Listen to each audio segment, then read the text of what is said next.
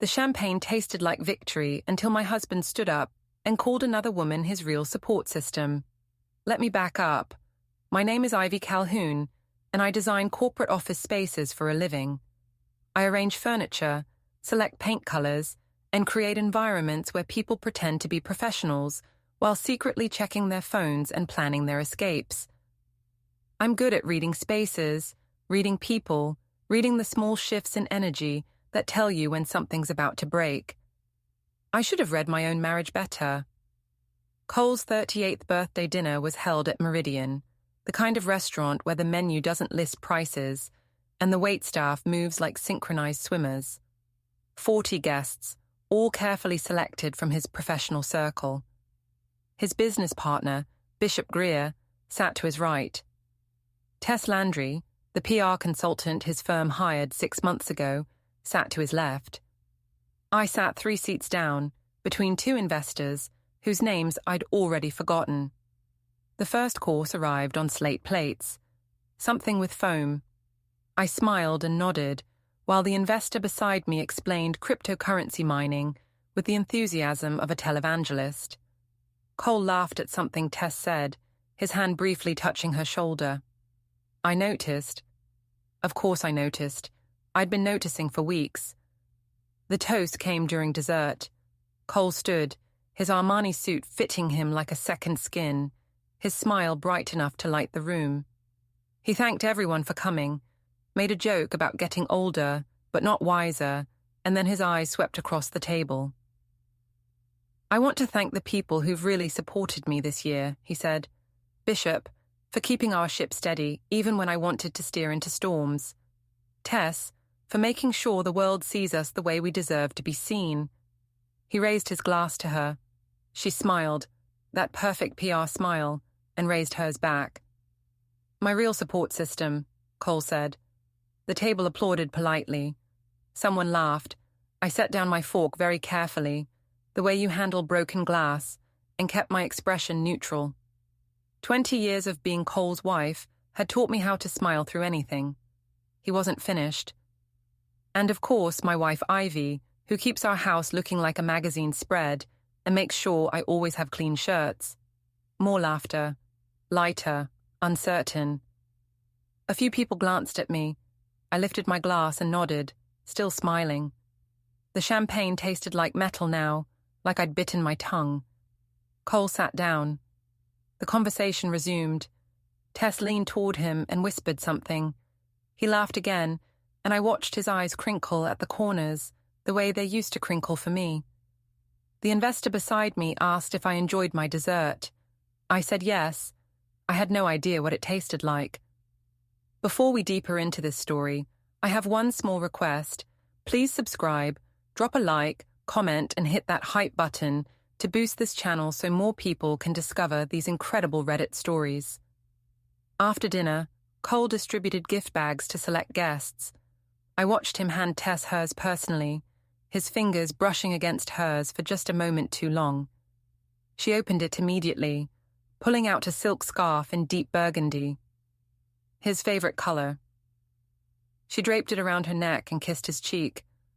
When Cole approached me with my gift bag, his smile had shifted into something else, something sharper. Open it now, he said, loud enough for nearby tables to hear. I reached into the bag and pulled out a t-shirt, white cotton, cheap quality, with bold letters across the front, divorced and free. The nearby conversation stuttered to a halt. It's a joke, Cole said, grinning. Ivy has no sense of humor about these things, so I thought I'd help her develop one. Tess laughed first. Others followed uncertainly. Bishop Greer examined his wine glass like it held secrets. I folded the shirt carefully and placed it back in the bag. Hilarious, I said. My voice came out steady, which surprised me. Cole's grin widened. He'd wanted a reaction, tears or anger, or humiliation.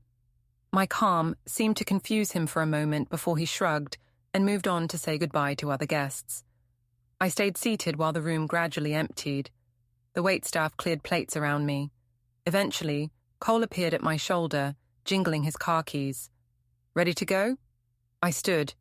I followed him to the parking garage. I sat in the passenger seat of his Tesla while he drove us home through the rain-slicked streets of our affluent Portland suburb. He hummed along to something on the radio. I watched the streetlights blur past. At home, he poured himself whiskey in the kitchen while I hung up my coat.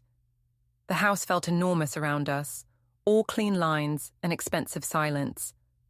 I'd designed most of the interior myself, back when I thought we were building something permanent. "You're upset," Cole said.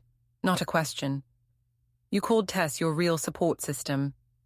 "She is, professionally." He took a sip. "You're being dramatic." "You gave me a divorce t-shirt at your birthday dinner."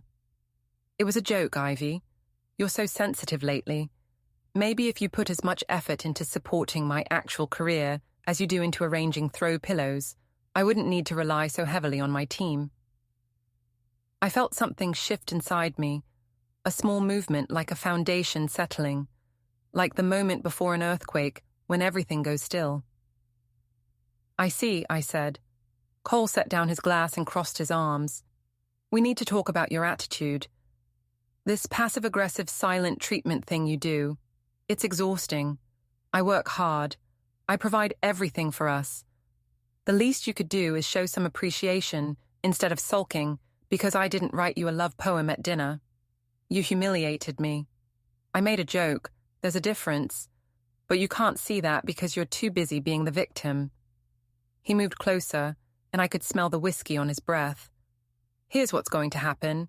You're going to apologize for ruining the end of my birthday with your mood, and until you do, you're sleeping in the guest room." The guest room, the room I'd furnished with the overflow pieces from our primary bedroom, the extra mattress, the decorative pillows no one ever used. He said it like he was sending a child to time out. "Okay," I said. That stopped him. He'd been gearing up for an argument, and my compliance threw him off balance. "Okay? I'll sleep in the guest room." He studied me for a moment, suspicious, then nodded. "Good. Maybe some time alone will help you gain perspective."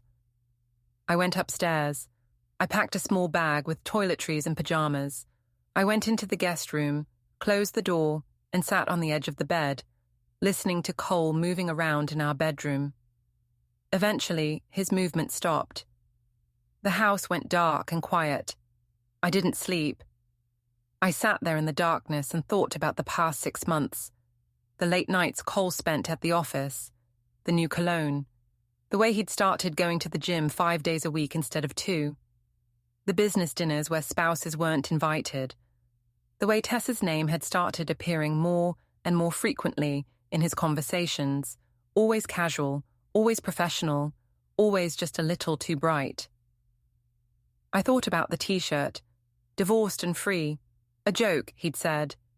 But Cole didn't make jokes without calculation. He tested boundaries. He pushed to see how far he could go, what he could get away with. He'd been teaching me lessons my entire marriage. Stand straighter, smile more, don't embarrass me, lose weight, be grateful, know your place. I'd been an excellent student, but somewhere between the champagne toast and the guest room, something in me had finished learning and started planning. At 6 a.m, I got up. I dressed in jeans and a sweater. I went into our bedroom, where Cole was still sleeping, and I emptied my half of the closet. Every dress, every pair of shoes, every piece of jewelry he'd given me over the years. I carried it all downstairs in silent trips and loaded it into my car. Then I took out the manila folder I'd prepared 3 weeks ago, after I'd first suspected something was happening. Divorce papers, drafted by a lawyer in the next county who didn't move in our social circles. Clean, straightforward, already signed by me. I left the folder on the kitchen counter, propped against the coffee maker where Cole would see it first thing. I took one last look around the house I'd made beautiful, and then I left. I drove through the early morning rain to a safety deposit box I'd opened in my maiden name 2 years ago. Cole didn't know about it. Cole didn't know about a lot of things. Inside the box, copies of our financial documents, property deeds, the contract for the shared business deal he'd put under my company name without asking, and a USB drive containing backed-up emails, texts, and photos. Insurance, I'd told myself when I'd started collecting it all, just in case had arrived. I also had jewelry my grandmother had left me, items Cole had occasionally suggested I sell to help fund his business expansions.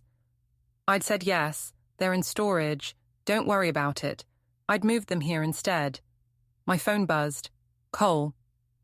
Where are you? I didn't answer. Another text. What the hell is this? Then, you can't be serious. Then, we need to talk. Come home. Then, you're being childish. Then, fine, have your tantrum. You'll come back when you calm down. Finally, you'll regret this. I typed back, already planning it. I drove to the small apartment I'd leased under my business name 3 weeks ago. 1 bedroom, furnished rental, month to month. Temporary, but mine. I'd moved some of my work files here already, along with a few personal items, enough to start over. I made coffee. I sat at the small kitchen table. I opened my laptop and started making lists. Cole had taught me lessons. I'd taken excellent notes. Over the next 2 weeks, I watched Cole's confusion turn to anger, turn to manipulation. He called repeatedly. He sent flowers to my office with cards that said, "Let's talk like adults." He showed up at properties where I was meeting clients, cornering me in parking lots to demand explanations. "You're throwing away 15 years over a joke," he said outside a downtown office building where I'd just finished a consultation. Rain dripped from the parking structure ceiling between us. "This is insane, Ivy." 15 years, I repeated. "And in all that time, when did you last introduce me as anything other than your wife? When did you last ask about my work? When did you last treat me like an equal instead of like staff? I gave you everything. This house, this life, this entire comfortable existence. You gave me a t-shirt that says divorced and free, in front of 40 people, after calling another woman your real support." His jaw tightened. "Tess is a professional colleague. Tess wears your favorite color. Tess gets the gifts you used to give me. Tess sits in the seat beside you at dinners where you used to want me close. You're jealous. That's what this is. You can't handle that I have a successful working relationship with an intelligent, accomplished woman." I almost laughed. "Cole, if you're having an affair with Tess, just say so. At least that would be honest." "I'm not having an affair." He stepped closer, lowering his voice.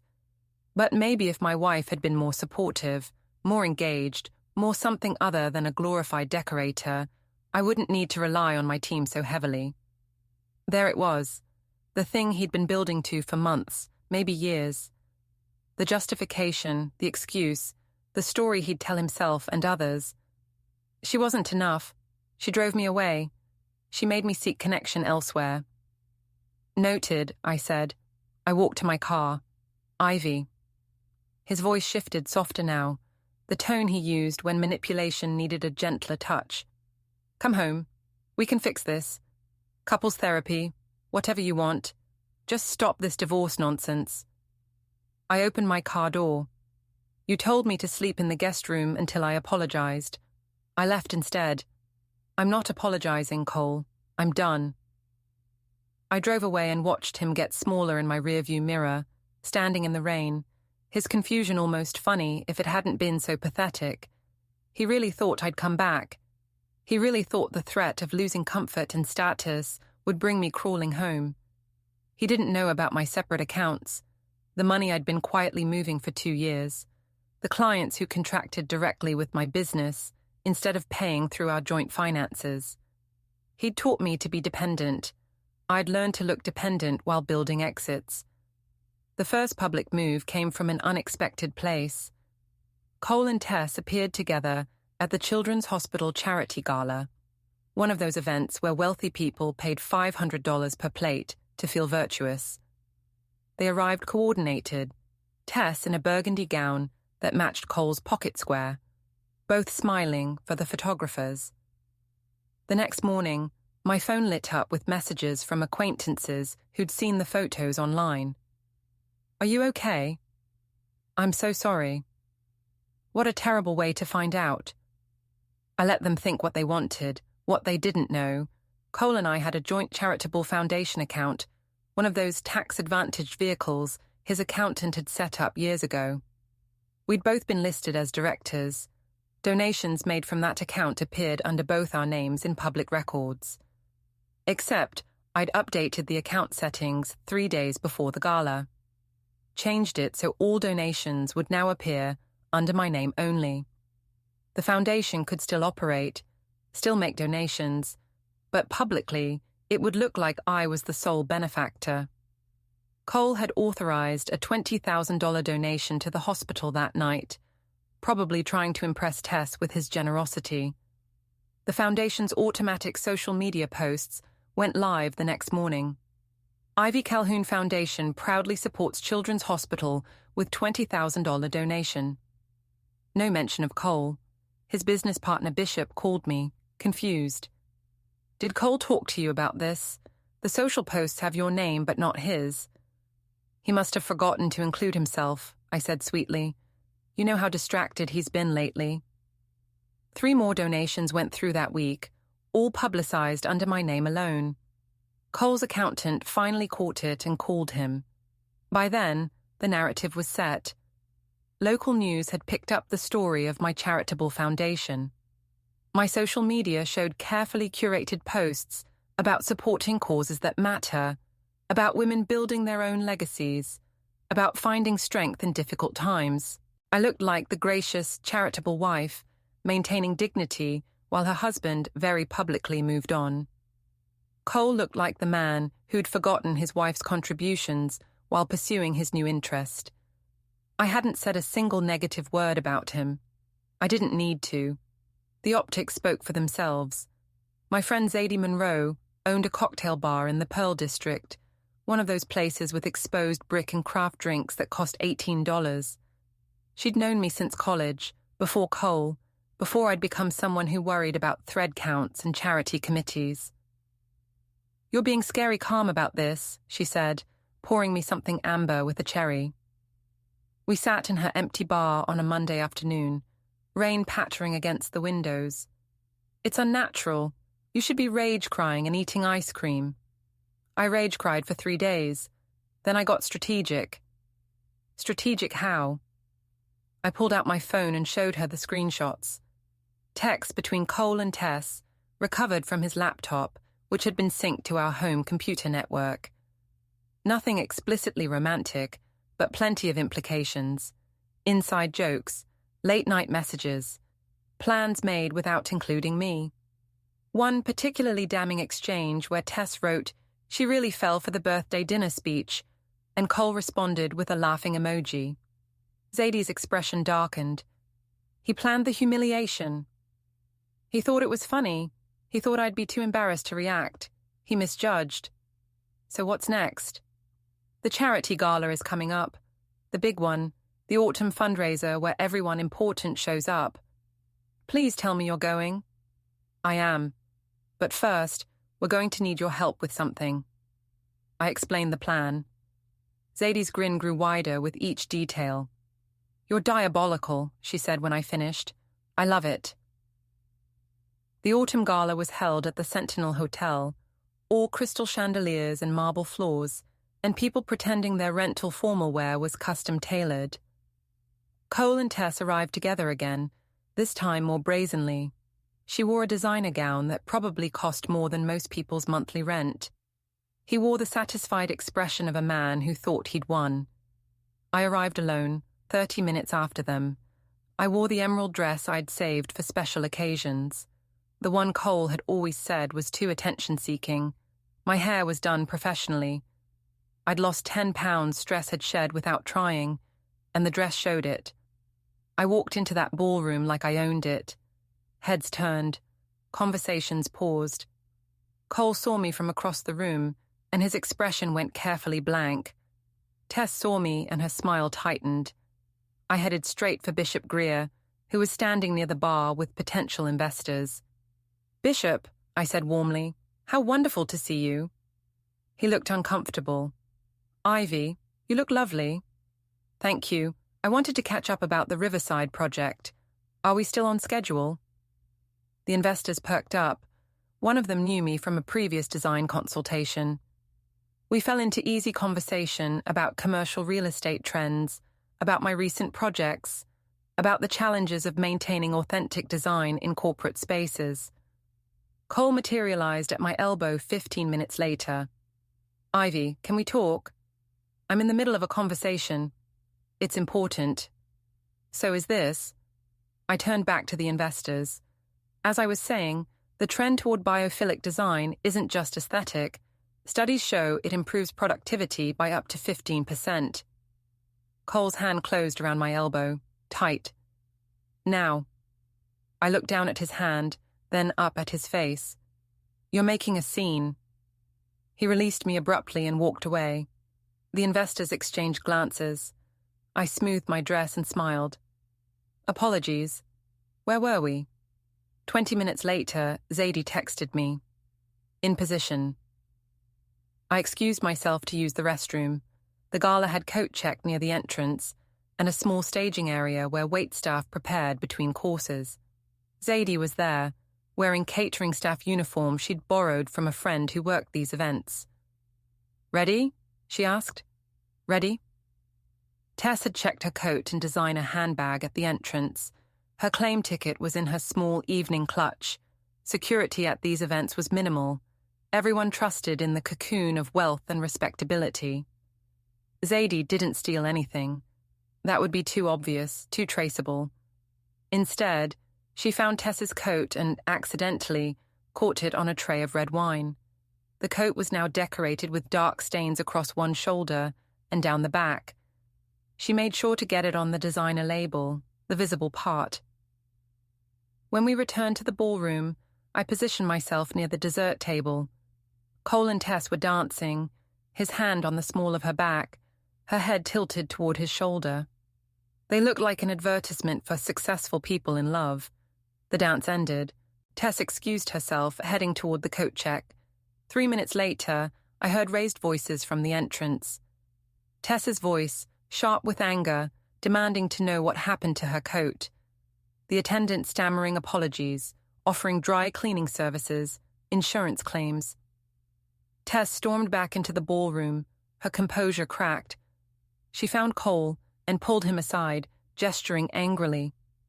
He looked toward the entrance, his expression shifting from confusion to irritation.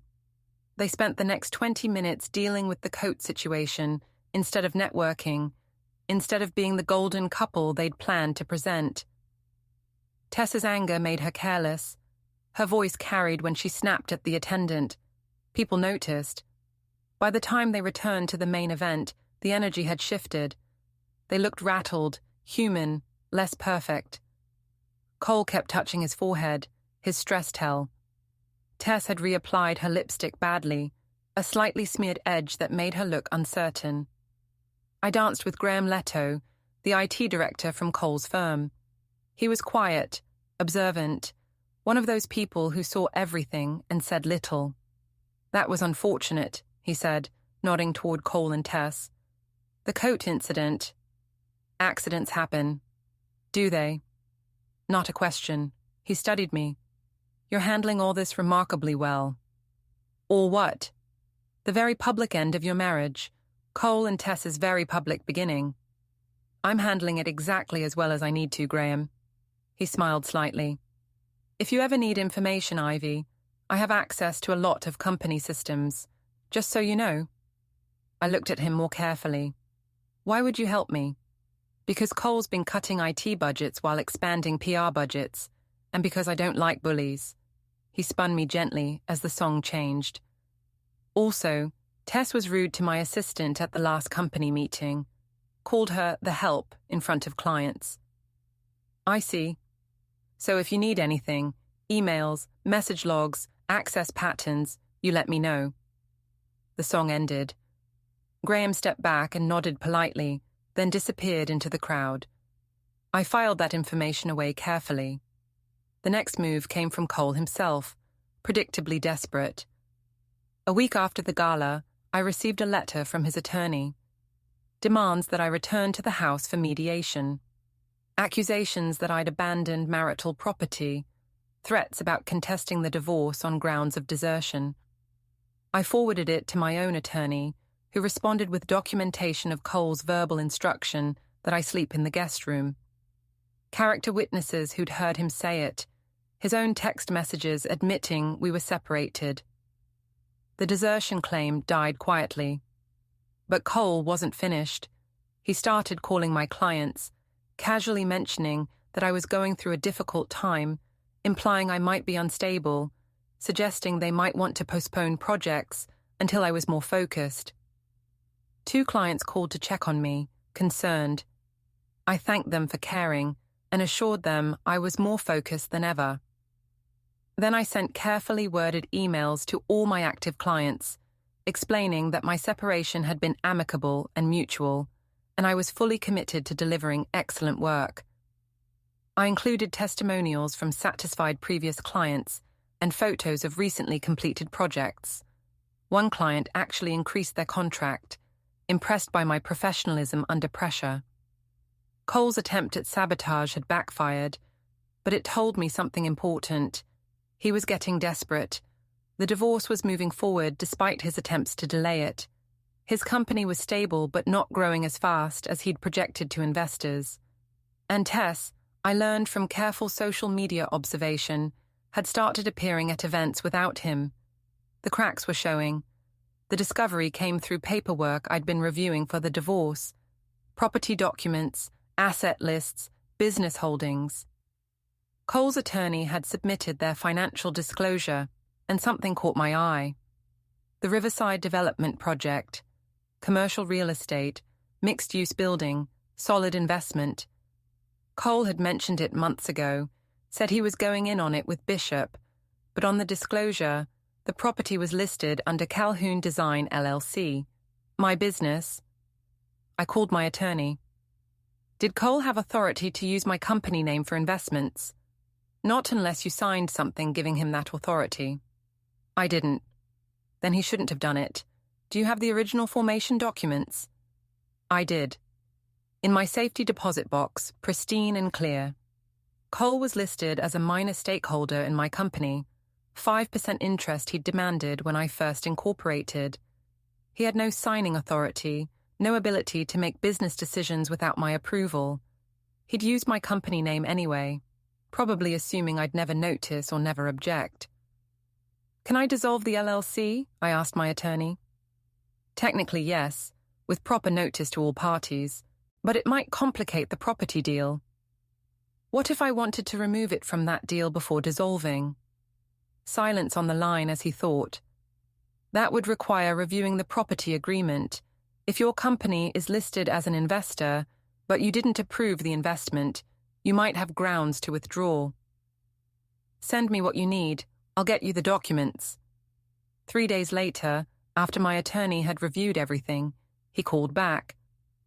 You're not going to believe this, but Cole never filed the proper paperwork, making your company an official investor. He just listed it on preliminary documents and assumed it would be finalized later. It's sloppy contract work. So my company isn't actually invested? Correct, which means you can't withdraw because you were never properly included, but it also means Cole used your business name on documents without authorization or proper filing. That's potentially fraudulent misrepresentation. I felt something cold and sharp settle in my chest. What are my options? You could file a complaint with the Business Bureau.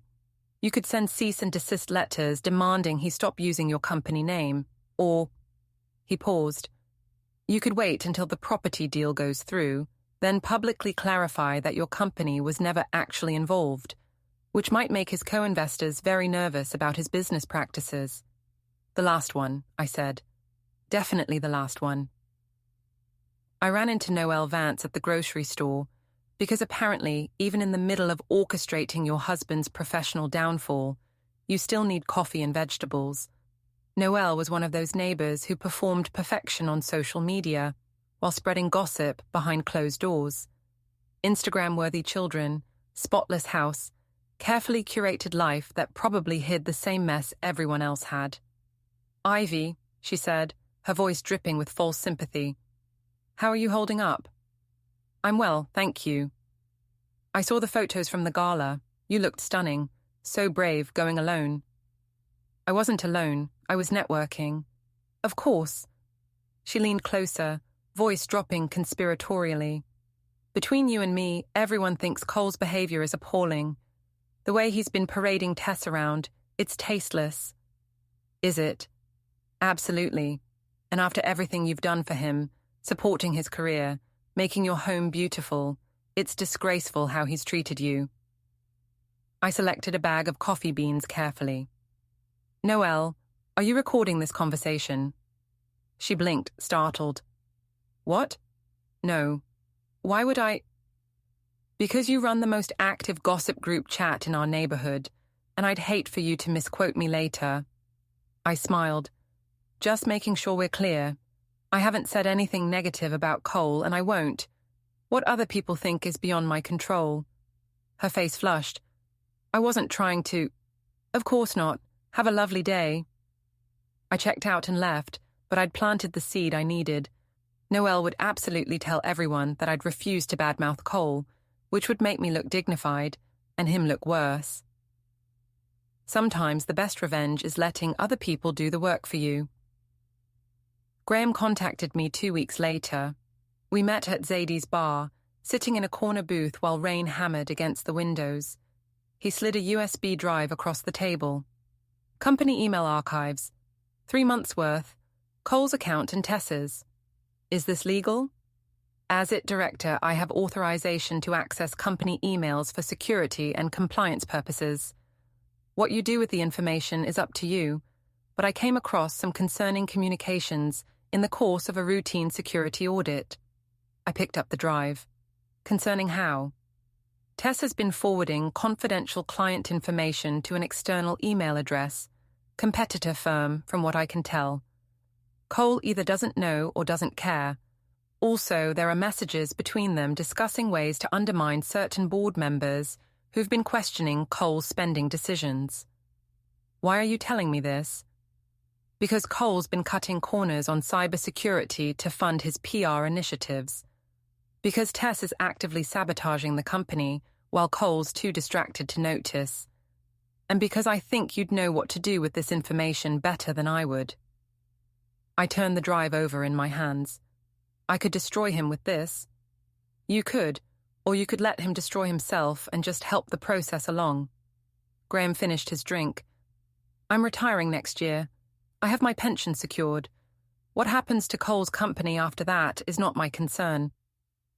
But I thought you'd want to know what you're dealing with." After he left, I sat alone with the drive, thinking. Zadie emerged from behind the bar and slid into the booth across from me. "What's on it?" "Evidence that Tess has been betraying Cole's company. Evidence that Cole's been making questionable decisions. Ammunition. You going to use it?" I thought about the guest room, the T-shirt, the birthday toast, Cole's hand on Tess's back, his casual dismissal of 15 years. "Yes," I said, "but carefully. I want this to hurt." I didn't use the information immediately. That would be too obvious, too traceable. Instead, I started building the narrative piece by piece, using things Cole had done himself. First, I leaked the Riverside property story. Not to media, nothing that dramatic, just casual mentions to the right people. "Did you hear Cole put his wife's company on property documents without her authorization? Can you believe he's been using her business name for deals she didn't approve?"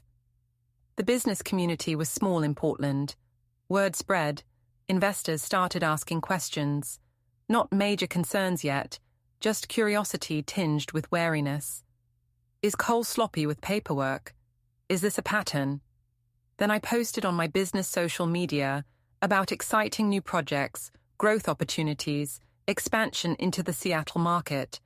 I looked successful, independent, thriving.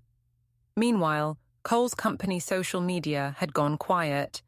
No major announcements, no new clients, just generic corporate content. The contrast was subtle but effective. 2 weeks later, I arranged to, accidentally, run into Cole at a coffee shop he frequented. He was there with Bishop, discussing something tense based on their expressions. I walked past their table to order. Cole saw me and his face went rigid. "Ivy?" "Cole, Bishop." I nodded politely. "Can we talk?" Cole's voice had an edge. "I'm just getting coffee to go. Maybe another time." "We need to discuss the Riverside situation. Your attorney sent some very aggressive letters." "My attorney is protecting my business interests. You used my company name without authorization. That needed to be addressed." Bishop shifted uncomfortably. "This is really between you two." "Actually, Bishop, it affects you too," I said. "Any investor associated with improperly filed documents might want to review their position." I collected my coffee. "But I'm sure your attorneys can sort it out. Good luck." I left them sitting there, Cole fuming, Bishop looking worried. That afternoon, I got a call from one of Cole's investors. "Mrs. Calhoun, I'm calling about the Riverside development. Can you clarify your company's involvement?" Calhoun Design was never properly invested in that project. My company name was used on preliminary documents without my authorization or proper legal filing. Silence. Then, "I see. Thank you for clarifying." 3 similar calls came over the next week. Each time I was polite, factual, clear. I didn't need to embellish. The truth was damaging enough. The confrontation I'd been building toward came from an unexpected direction. Tess contacted me directly. The message came through Instagram. "We should talk, woman to woman." I stared at it for a long moment, then typed back, "When and where?" We met at a neutral cafe, upscale but not intimate, with enough ambient noise to provide privacy, but enough openness to stay safe. She arrived 10 minutes late, wearing athleisure that probably cost more than my monthly rent used to. "Thank you for meeting me," she said, sliding into the chair across from me. "I know this is awkward." "Is it?" "Look, I want to clear the air. There's been so much speculation and gossip, and I think we both deserve better than that." I sipped my tea and waited. Tess leaned forward, her voice dropping to confidential. "Cole and I are colleagues. That's all it's ever been. Yes, we work closely. Yes, we've become friends. But this narrative that we're having some torrid affair is fiction." "Okay. That's it? Okay. You said your piece. I'm listening." She looked frustrated. "I'm trying to be honest with you. Cole's going through a hard time with this divorce. He's distracted, making mistakes at work, losing focus. It's affecting the entire company." "And you want me to what, exactly? Come back to make things easier for him?" "I want you to consider that your actions have consequences beyond your marriage. Good people work for Cole's company. They depend on those jobs." I set down my tea carefully. "Tess, do you know what Cole did at his birthday dinner?" "He's told me his version." "He called you his real support system in front of 40 people. Then he gave me a t-shirt that said divorced and free as a joke. Then he told me to sleep in the guest room until I apologized for being upset about it." I watched her face. "Did he mention that part?" Her expression flickered. "He said you'd been distant for months, that you hadn't supported his career growth. I designed every office space his company uses. I hosted every corporate dinner. I managed every detail of his professional image for 15 years. But sure, I wasn't supportive. Look, marriages are complicated. How long have you been forwarding company information to competitor firms?" The color drained from her face. "What?" "Company emails, client lists, strategic planning documents. You've been sending them to an external address for 3 months. Did Cole know, or were you building your own exit strategy while playing devoted colleague?" She stood up abruptly. "I don't know what you think you found, but—" "Sit down, Tess." Something in my voice made her hesitate. She sat. "I'm not interested in destroying you," I said quietly. "But I am interested in truth. So here's what's going to happen. You're going to stop forwarding company information. You're going to start distancing yourself from Cole professionally, and you're going to let this whole situation resolve itself naturally. Or what? Or I send the email logs to Cole's board of directors and let them decide how to handle corporate espionage. Your choice. She stared at me, her perfectly made-up face tight with anger and fear. You're bluffing. I pulled out my phone, opened a folder, and turned the screen toward her. Email headers, timestamps, recipient addresses. Enough to prove I wasn't making empty threats. I've been married to a manipulator for 15 years, I said. You think I don't recognize the game when someone else is playing it? Tess looked at the screen, then at me. Something shifted in her expression, a calculation happening behind her eyes. What do you want? I told you, distance yourself. Stop forwarding information. Let nature take its course. And you won't say anything about the emails? Not unless I need to. She grabbed her purse and stood again, this time with purpose. You're colder than I thought. I learned from the best. I stayed seated. One more thing, that charity gala where your coat got ruined. Dry cleaning couldn't save it, could they? Her eyes narrowed. That was you. That was carelessness. Wine spills at crowded events. Accidents happen. I smiled. Safe to assume we won't be having lunch again. She left without another word. I finished my tea slowly, thinking about the recording app that had been running on my phone the entire conversation. Oregon was a one-party consent state. Everything Tess had said, her failure to deny the emails, her implicit admission of impropriety, all captured. Insurance. Always insurance.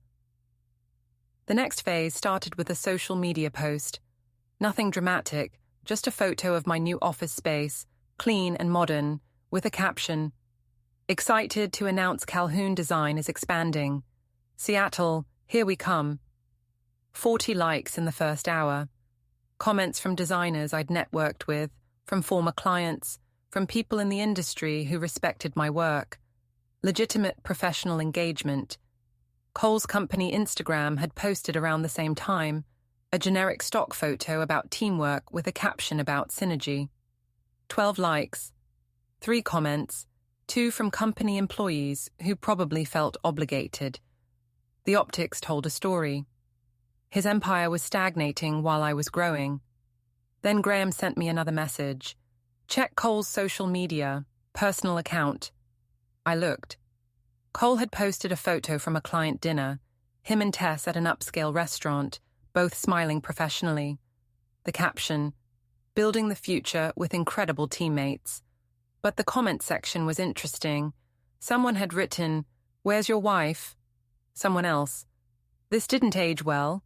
A third, "PR relationships usually are temporary." Public perception was shifting. Cole either didn't notice or didn't care, which told me everything about how disconnected he'd become from reality. 2 days later, a local business blogger published a piece about successful women entrepreneurs in Portland. I was featured, with quotes about building a design business, managing growth, balancing creativity with business acumen. The article mentioned I was recently separated, but focusing on professional expansion. Cole wasn't mentioned by name, but anyone who knew us would make the connection. Successful woman moves forward while husband's company treads water. Bishop Greer called me 3 days after the article published. "Ivy, we need to talk." "About what?" "About Cole, about the company. Can we meet?" We met at a downtown office building where Bishop kept a satellite workspace. He looked exhausted, older than his 42 years. "The board is concerned," he said without preamble. "Cole's been making erratic decisions. The Riverside property situation has investors nervous. Client retention is down 8% this quarter, and there are rumors about internal information leaks." "That sounds difficult." "Ivy, I know you and Cole are divorcing. I know it's ugly, but is there any way you could, I don't know, help him stabilize? For the sake of the employees, if nothing else." I looked at him carefully. "Bishop, Cole told me I wasn't supportive of his career. He humiliated me publicly and repeatedly. He used my business for his deals without permission. And now you want me to fix his professional problems? People's jobs are at stake. Then the board should address Cole's leadership. That's not my responsibility anymore. Bishop rubbed his face. He won't listen. He thinks everything is fine, that this is just temporary turbulence. He's convinced the divorce is your way of manipulating him into some kind of reconciliation. He's delusional. I know, that's the problem. Bishop looked at me directly. If you have any information about the company that the board should know, now would be the time. This was it, the opening I'd been waiting for. I could hand over the emails, the evidence of Tessa's betrayal, the documentation of Cole's sloppy business practices. I could end this now. But I wasn't ready. Not yet. I don't have anything like that, I said. But if I did, I'd suggest the board conduct its own investigation. Hire an independent auditor. Look at communications, financial decisions, vendor relationships. You might be surprised what you find. Bishop studied me. You're protecting yourself. I'm protecting my own interests. There's a difference. Cole taught me that. The unraveling accelerated after that. I didn't need to do much beyond staying visible, successful, and calm. Cole's desperation did the rest. He showed up at my apartment one night, pounding on the door. I'd been expecting this. I'd told Graham and Zadie to be ready, and they were parked down the street watching. I opened the door, but kept the chain lock engaged. Cole, we need to talk, really talk. It's 9:30 on a Tuesday. Make an appointment through our attorneys. Stop hiding behind lawyers. Stop playing games. This is our marriage. It was our marriage. Now it's a divorce proceeding. He shoved the door, testing the chain. Let me in. No. I'm your husband. You're my soon-to-be ex-husband who told me to sleep in a guest room like I was being punished. I don't owe you access to my space. His face reddened. You're humiliating me. Everyone thinks I'm the villain because you've orchestrated this perfect victim performance. Poor Ivy, so gracious, so professional, while her terrible husband moves on. I haven't said a single negative thing about you publicly. You don't have to. Everything you do is calculated to make me look bad. The charity posts, the business expansion, the way you showed up at the gala looking like you were fine. It's manipulation. It's living my life. It's revenge. I looked at him through the gap in the door. In the dim hallway light, he looked smaller than I remembered. Tired, desperate. Nothing like the confident CEO who'd called Tess his real support. Cole, do you want to know what revenge would look like? What? Revenge would be me telling everyone what you said about them behind closed doors. It would be me exposing every manipulative tactic you used during our marriage. It would be me sharing the texts where you and Tess mocked me for sport. I paused. I haven't done any of that. I've just existed while you self-destructed. You're twisting everything. I'm not doing anything except protecting myself and building my own future. If that makes you look bad, maybe examine why. He hit the door frame with his palm. Not violently, just frustrated. I can't believe you're doing this. You gave me a shirt that said divorced and free. I took you up on it. I closed the door. He stayed in the hallway for another few minutes. I could see his shadow under the door. Eventually he left. I texted Graham and Zadie. He's gone. No problems. Graham texted back. Got video of the whole thing from the hallway camera, just in case. Just in case. Always insurance. The final act began with a corporate anniversary party. Cole's company was celebrating 10 years, and despite everything, the board had decided to move forward with the event. Investor relations, they said. Public confidence. Show of stability. Cole hadn't invited me. Obviously. But I didn't need an invitation. The event was being held at the Governor Hotel, upscale but not exclusive, public enough that anyone could enter the lobby. They'd rented the ballroom for the party itself, invitation only. but the venue had a restaurant and bar that were open to the public. I made sure I'd be noticed. I wore the white dress from my wedding day. I'd had it altered by a designer I knew, transformed from romantic traditional into something sharper. Fitted blazer over the dress, structured and powerful. I looked like success wearing its history as armor. Zadie met me in the hotel lobby at 7. "You're terrifying right now. I love it." "Is Graham here?" "Already inside. He's on the guest list as IT director." "Tess?" "Arrived 10 minutes ago. Looks nervous." I checked my reflection in a compact mirror. "Good. She should be." We went upstairs. The party was in full swing, professional mingling with an undercurrent of tension. The company was struggling. Everyone knew it, but they were pretending everything was fine. Champagne and catered appetizers and a live stream set up to broadcast highlights. Cole saw me the moment I entered. He was mid-conversation with investors, and his face went blank with shock. I didn't approach him. I went straight for the bar, ordered sparkling water, and positioned myself where I'd be visible but not intrusive. Just present, just there. Bishop found me first.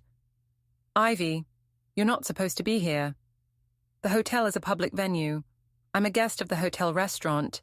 I'm allowed in the building. This is Cole's company event, and I'm not interfering. I'm having a drink at the bar. Unless you'd like to call security and make a scene." He looked torn, then shook his head and walked away. Tess approached next, moving quickly, her expression hard. "You need to leave." "Why? Afraid I'll mention those competitor emails you've been sending?" She went very still. I stopped, like you said. "Did you?" I pulled out my phone and showed her a screenshot. Fresh emails, sent just 3 days ago. "Graham's been monitoring. You didn't stop, Tess. You just got sloppier. You said you wouldn't." "I said I wouldn't unless I needed to. Now I need to." I smiled. "You should probably leave before I decide to share this with Cole's board. They're all here tonight. Very convenient. You can't prove anything. I can prove enough to start an investigation. Company resources, competitor intelligence, breach of confidentiality. Even if charges don't stick, your career in PR is finished." She stared at me, trapped. "What do you want?" "Walk away tonight, resign, disappear from Cole's professional life. Or I hand this to the board right now." For a moment I thought she might refuse. Then her shoulders dropped. "Fine. Good choice." She turned and walked toward Cole, who was talking with other executives. I watched her pull him aside, watched his expression change as she spoke. Confusion, then anger, then desperation. She shook her head at whatever he said and walked toward the exit. Cole stood frozen for a moment, then started following her. He made it 3 steps before one of the investors stopped him, needing his attention. He looked torn between chasing Tess and maintaining appearances. He chose appearances. Wrong choice. Graham materialized beside me. "The IT audit results are about to post." "What audit?" "The one the board ordered last week after Bishop suggested it. Remember, your recommendation." He smiled slightly. "They found the leaked emails, all of them, traced them back to Tess's account. The report goes live on the company internal system in about 2 minutes. Everyone at this party will get the notification." I looked at him. "You timed this." "I'm very good at my job." He raised his glass. "Happy anniversary to Cole's company." 2 minutes later, phones started buzzing throughout the room. Executives checking messages, reading quickly, their expressions changing. Conversation stopped. Someone said something to Bishop. Bishop's face went pale. Cole was still talking to investors when his phone buzzed. He glanced at it, then really looked, then started reading with growing horror. The IT audit results were clear and damning. Leaked information, compromised client data, internal communications showing coordination between company personnel and competitors. Tess's name throughout, but also questions about Cole's oversight. How could this happen under his leadership? Why hadn't he noticed? What other vulnerabilities existed? Cole turned and found me at the bar. Our eyes met across the room. I raised my glass in a small private toast, his face twisted with rage. He started toward me, pushing through the crowd. Graham stepped smoothly into his path. "Cole, the board needs to speak with you, now." "Get out of my way. The investors are asking questions. Bishop needs you." Cole looked past Graham at me, then back at the gathered executives who were all watching him, waiting for leadership, waiting for him to fix this. He couldn't chase me and save his company at the same time. He chose the company. Had to, but his expression promised this wasn't over. I finished my drink, set the glass down carefully, and walked toward the exit. As I passed the presentation screen they'd set up for company highlights, the live stream caught me. White dress, confident stride, the wronged wife departing the scene of her victory. I didn't plan what happened next, genuinely didn't, but sometimes revenge is assisted by pure chance. The presentation system had been set up hastily, budget cuts, meaning they'd used older equipment, faulty wiring that Cole's company should have updated months ago but hadn't, another casualty of poor decisions and misallocated funds. The sprinkler system triggered. Not fire, just malfunction.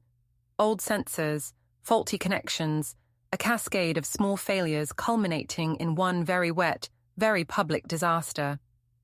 Water rained down on the ballroom, on the executives in their expensive suits, on the catered food and champagne glasses, on the presentation equipment that sparked and died. On Cole's carefully orchestrated celebration of success, screams, chaos, people running for the exits, water ruining designer clothing and professional dignity. I was already in the hallway, already dry, already leaving. The last thing I saw before the elevator doors closed was Cole standing in the center of the ballroom, soaked and furious, while his company anniversary party literally fell apart around him. Zadie waited in the lobby. "Was that you?" "That was karma."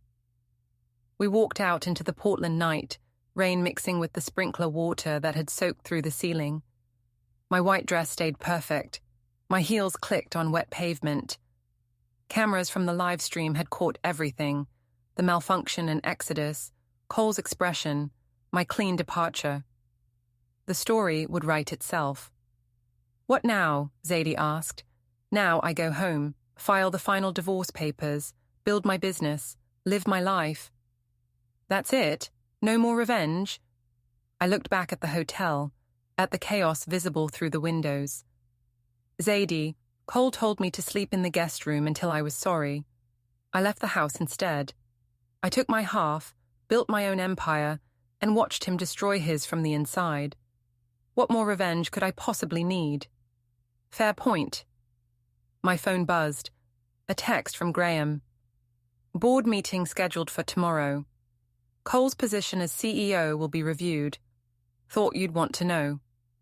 I typed back, "Thanks for everything." "My pleasure. Some people confuse control with power. You taught him the difference." Another text came through, this one from Cole. "You did this, all of it. You destroyed everything." I looked at it for a long moment, then typed, "You told me to learn my lesson. I did. Turns out I'm an exceptional student." I blocked his number. Zadie drove me home. My apartment was small but mine, filled with furniture I'd chosen, colors I loved, space that belonged only to me. No guest room, no punishment assignments, no carefully managed image of perfect marriage. I poured wine. I stood at the window and looked out at the rain-soaked city. Somewhere out there, Cole was probably still dealing with the party disaster, with board members demanding answers, with the ruins of the empire he'd thought was invincible. I'd been his wife for 15 years, his employee, his image consultant, his emotional support, his scapegoat. He'd taught me to be small, to be grateful, to accept scraps of respect, while he called other women his real support. He'd underestimated me completely. The guest room lesson, he'd called it. Sleep there until you apologize. Learn your place. I'd learned something else instead. I'd learned that power doesn't come from controlling others. It comes from refusing to be controlled. It comes from walking away and building something better while your oppressor watches from the ruins of what they thought they owned. Cole gave me a t-shirt that said divorced and free. He meant it as humiliation. I wore the freedom instead. My phone buzzed again. Unknown number. I almost didn't answer, but curiosity won. Mrs. Calhoun, this is Jennifer Wu from Pacific Northwest Business Journal. I'm writing a feature about women entrepreneurs who've successfully rebranded during life transitions. Your name came up repeatedly. Would you be interested in an interview? I looked at my reflection in the window. White dress transformed into armor. Woman who'd been dismissed as decorative now building her own empire. Yes, I said, I'd be very interested. After we scheduled the interview, I hung up and finished my wine. The story would continue, my business would grow, life would move forward. Cole would rebuild or he wouldn't. Tess would find another job or she wouldn't. The company would recover or it wouldn't. None of it was my problem anymore. I'd left the guest room. I'd left the house. I'd left the entire suffocating marriage where I was supposed to be grateful for humiliation. And I wasn't sorry. Not even a little bit. The divorce papers were finalized 4 weeks later. Cole fought until the end, trying to claim larger portions of assets, trying to argue that my business had been built on his support, trying to rewrite history so he was the victim. The judge wasn't impressed. I got half of everything from the marriage, full ownership of my business, and a very clear separation of assets. Cole got his company, whatever remained of it after the board restructuring, and a very expensive lesson in underestimating people. The final hearing was brief. Cole sat on one side with his attorney. I sat on the other with mine. We didn't speak. We didn't even look at each other. When the judge declared the marriage legally dissolved, I felt nothing. No triumph, no sadness, just the quiet relief of a door finally closing. Outside the courthouse, Cole tried one last time. "Ivy, wait." I stopped, turned, looked at him in the afternoon light. He looked diminished somehow, smaller than the man who'd commanded rooms and called other women his real support. "I never meant for it to end like this. You meant for me to stay small and grateful. You just didn't expect me to choose differently. I loved you. You loved having me. There's a difference." I adjusted my bag. "Goodbye, Cole." That's it. After 15 years, just goodbye. I thought about all the things I could say, all the pain he'd caused, the manipulation, the dismissal, the humiliation. I thought about the guest room and the t-shirt and Tess's hand on his arm. "You told me to say I was sorry," I said finally. "So here it is. I'm sorry you thought I'd break. I'm sorry you confused compliance with weakness. I'm sorry you learned the difference too late." "That's not an apology." "No, it's a lesson. The one you tried to teach me." I smiled. "Thanks for the education." I walked away. He didn't follow. 6 months later, Calhoun Design opened a second office in Seattle. 3 months after that, we expanded into San Francisco. The Business Journal feature ran with a photo of me in my renovated Portland office, professional and confident, with a quote about building success on your own terms. Cole's company stabilized eventually. He stayed on as CEO but with significant board oversight. Bishop took over operations. Graham retired as planned and sent me a retirement announcement with a handwritten note. "Thanks for making the last year interesting." Tess disappeared from the Portland PR scene. Last I heard, she was working in marketing for a startup in Austin, far away from the wreckage she'd helped create. Noelle Vance stopped trying to gossip with me after I made it clear I wasn't interested in performing for her social media. Zadie still pours me drinks at her bar on Friday nights, and we laugh about the sprinkler incident that everyone still talks about. And me? I live in my small apartment that's becoming less temporary. I design spaces that make people feel powerful. I build relationships with clients who respect my work. I date occasionally, cautiously, with clear boundaries. I'm not looking for another marriage. I'm building something better, a life that's completely mine. Sometimes I think about the guest room, about Cole standing there in our house, so confident in his control, telling me where to sleep like I was a child being punished, about me saying okay and meaning goodbye, about the look on his face the next morning when he found the empty closet and divorce papers. He thought he was teaching me a lesson about knowing my place. He was right. I learned exactly where I belonged, just not where he thought. The end came not with drama, but with quiet finality, which somehow felt more satisfying than any explosive confrontation ever could. 1 year after the divorce, I stood in my new Seattle office, windows overlooking the city, celebrating our expansion with clients and staff. Zadie had driven up for the occasion. Graham had sent flowers with a card that said, "Told you that you knew what to do with the information." My phone buzzed with a news alert. Cole's company had been acquired by a larger firm. He'd stay on in a reduced capacity, no longer CEO, just another executive in someone else's empire. The guest room lesson had taught him something too, apparently, just not what he'd intended.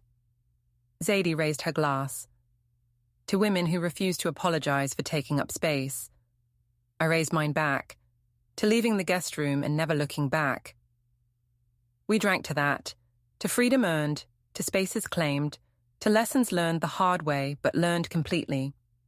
Cole had told me to say I was sorry. Instead, I'd built a life where sorry wasn't a word I needed anymore. Where I made decisions, claimed territory, and refused to shrink. He'd wanted me sorry. He'd wanted me small. He'd wanted me grateful for crumbs of respect while he fed himself banquets of admiration. He'd gotten none of it. And that, I realized as I looked out over my growing empire, was the best revenge of all. Not his destruction, though that had been satisfying to watch. Not his humiliation, though he'd certainly earned it. But my success, my growth, my absolute refusal to let his lessons make me smaller. I'd learned from him, all right. I'd learned that control is an illusion, that power built on diminishing others is inherently fragile, and that the smartest move is always walking away from people who need you small to feel big. The guest room had been a test. He just hadn't realized he was the one being examined, and he'd failed spectacularly. I turned back to the party, to my team, to the business I'd built from determination and spite, and the absolute certainty that I deserved better. Cole was somewhere managing his reduced empire, living with his choices, probably still confused about how it all went wrong. I was here, in my expanded office, drinking champagne, planning my next move. He'd told me to learn my lesson. Mission accomplished.